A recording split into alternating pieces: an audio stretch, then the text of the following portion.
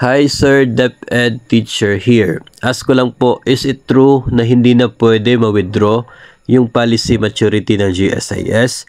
Naglabas po ba sila ng directive about it? Thanks po ahead sa sagot.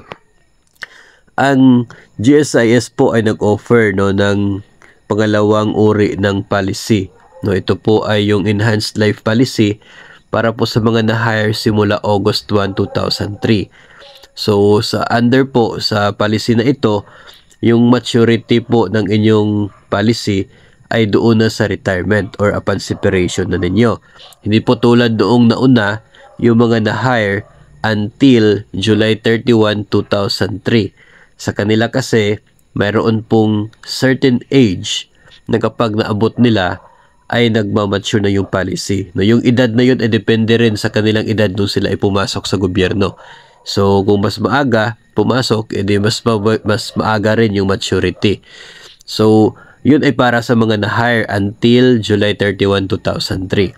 Ngayon, kung ikaw ay na-hire from August 1, 2003 hanggang sa ngayon, yung Enhanced Life Policy, wala na siyang maturity.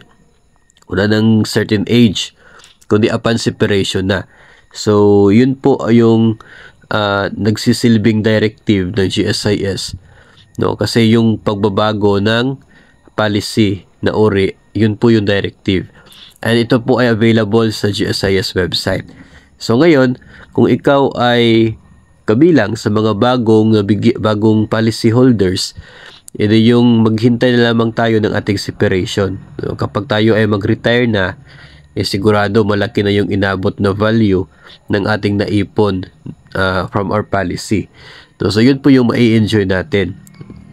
Kasi nga nagmamature siya the moment na tayo rin ay nag-separate from service. So ganun po yung pagkakaiba dito ngayon sa Enhanced Life Policy compared doon sa nauna na Life Endowment Policy.